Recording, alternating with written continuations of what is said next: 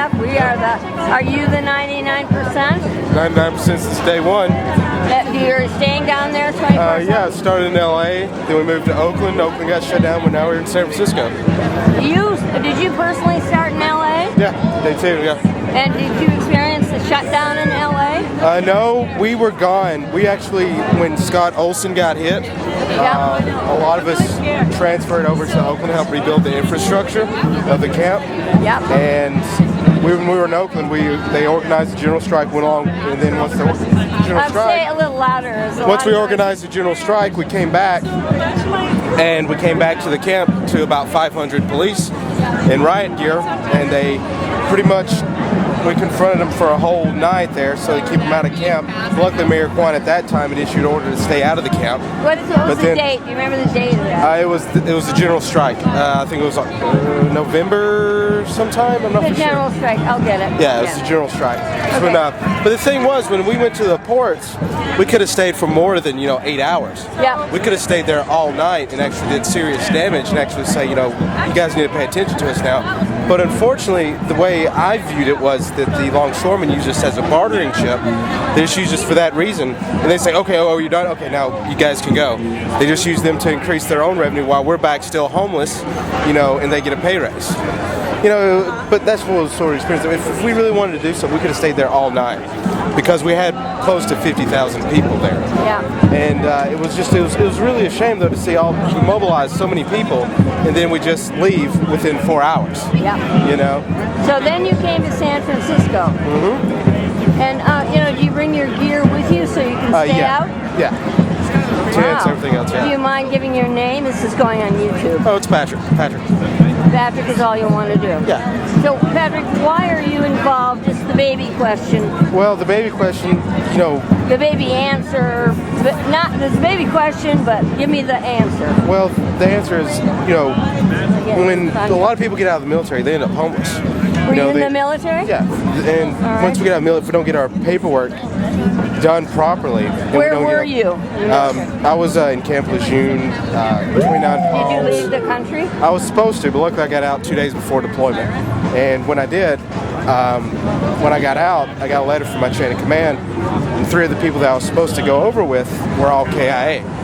So there's a high probability that if I would have went in that same deployment as they did, that I wouldn't be here right now. So, yeah. So you left. Yeah. And why are you at the Occupy movement? Serially, you're going. Serially. Well, since day 2, we've been organizing a lot of anti-globalization, because globalization isn't a bad thing as a whole. The way it's been done through the IMF and the G20s and the G8s and these other conglomerate committees, they've been pretty much pocketing all the profits, not redistributing, not necessarily in a Marxist fashion, but redistributing some of the wealth. I gotta ask you the key question here. Okay. You enlisted. Yeah. And now you have left. Yeah.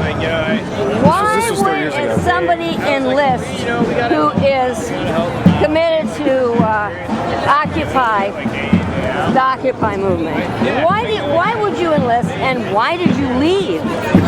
Well, the typical reasons are when you're a young adult, you want to travel. I want to know about you, not typical. I want to know about you. Well, I wanted to travel. I wanted to get out of the small town I was raised in. You mean that's why you enlisted? Yeah. What small town were you raised in? I was raised in a little place in Laurence County. It's up north in Alabama, North Alabama. Okay, so you're enlisted to travel. Did you learn something in the Army that... It was Marine Corps, man. Say again? Marine Corps, man. Louder. Marine Corps, ma'am. Marine Corps? Yes, ma'am. Oh, okay. Now that tells me something very important. The Marine Corps is really supporting the Occupy movement. Yeah. Are you... We're typically the ones that get hit most, because another Marine got hit in Oakland. His spleen got ruptured because he was walking home from work, and as he was walking, he got into where we was trying to occupy a building. Yeah. There was some of the protesters actually branched out and said, "Let's go for a building now that we have leverage," and he ended up getting the crossfire of it, and they ended up beating him and rupturing his spleen.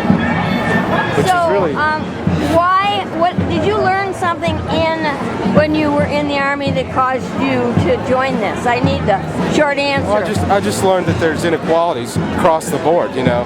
What does that mean? When you enlist, you don't necessarily know the pay grades. You do it out of the goodness of patriotism and serving your country. And then when you look at the pay grades, you look at, you know, the pay structure, and it's almost less than minimum wage considering the hours that you put in. For soldiers. For soldiers, yeah. Yeah, you get free medical, but at the same time, the pay rate is so, for what you do, it's so minuscule compared to these corporate execs that are collecting, you know, 300% on average, more so than the average worker. Have you gotten to the core of it? Because the videos, the clip is going to be a little long, and have you gotten to the core reason, the key reason? The key reason why you are in the Occupy movement. What did you learn in the military that put you here today?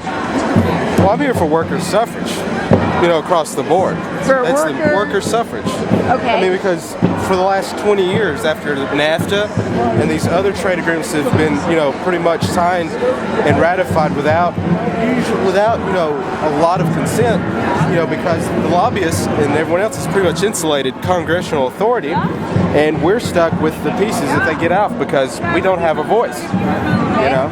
That's your primary reason. Okay, so you protecting the working class. You learned some, protecting the working class. Thank you very much for your statement. Oh, you're welcome.